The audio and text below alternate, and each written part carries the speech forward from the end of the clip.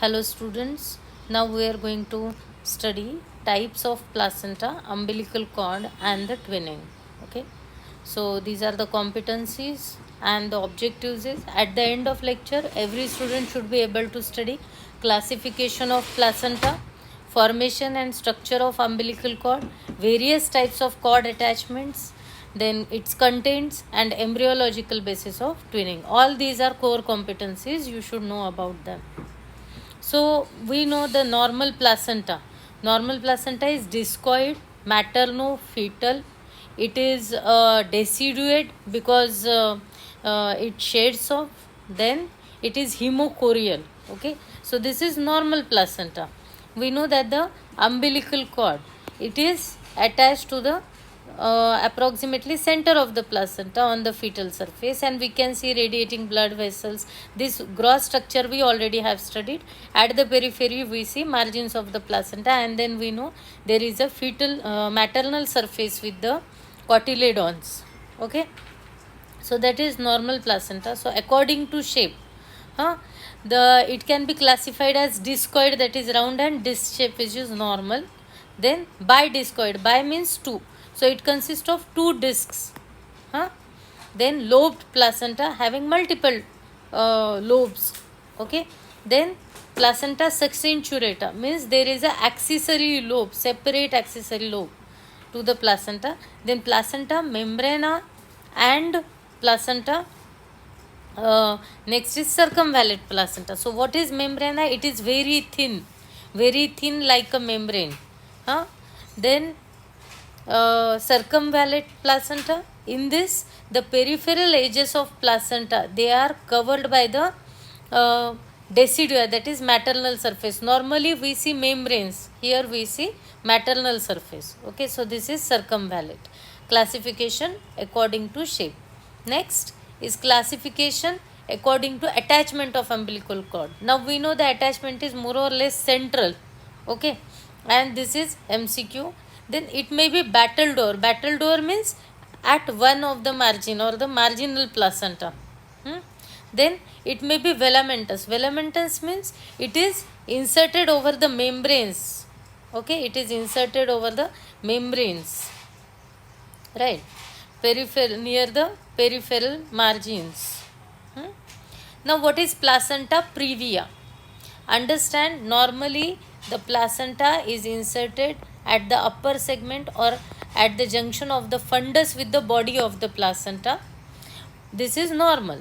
But what happens, sometimes it may be inserted over the lower part of uterine segment or even on the at the cervix. Okay, so this is when it is lower, it is marginal. When it obliterates the cervix partially, it is partial, and when it completely obliterates it, it is total. So this is placenta previa. So according to degree of adhesion, that is placenta previa.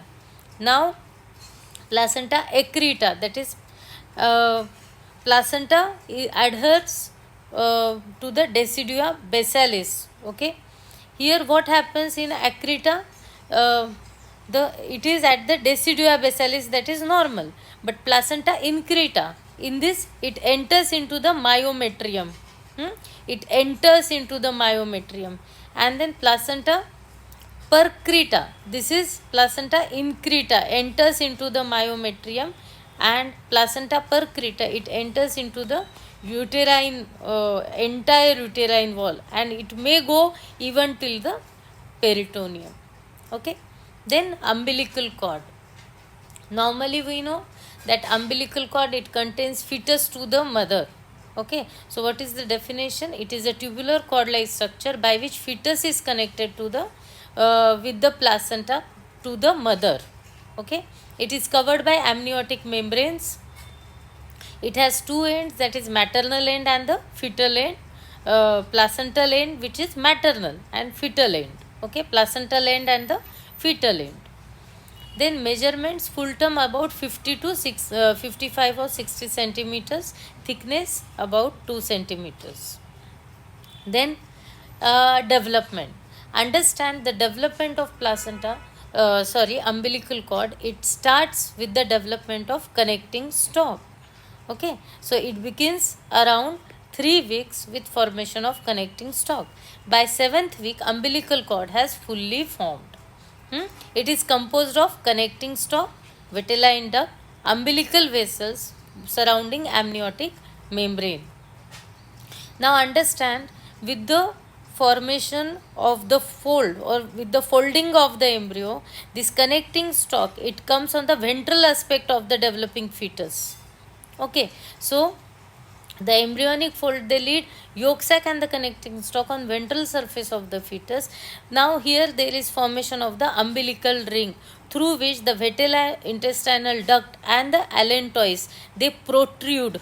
Okay, now we know this part is surrounded by the extra embryonic mesoderm. So this extra embryonic mesoderm, it forms part of the Wharton's jelly, and with the vascularization of extraembryonic mesoderm, we know that the tertiary villi, in the tertiary villi, vascularization begins. So with this, there is development of 2 umbilical arteries and 2 umbilical veins at the beginning, about 3 to 4 weeks. As the development proceeds, the right umbilical vein, it gets obliterated and the left is left.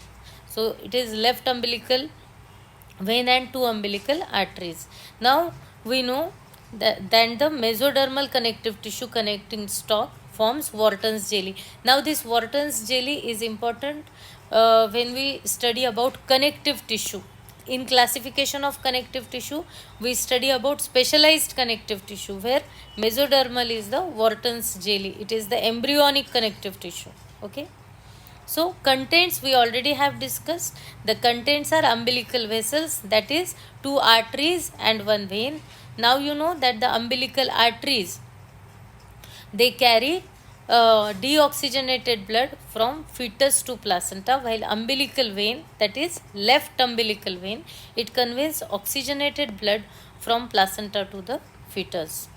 Then it contains Wharton's jelly, we already have discussed. It contains, this is mucoid connective tissue. Then it contains part of allantoic diverticulum and vitello-intestinal duct. This allantoic diverticulum, it forms urachus, and both these 2 parts, they degenerates eventually. Then you should know about physiological. Physiological means it is normal. It is a normal physiology.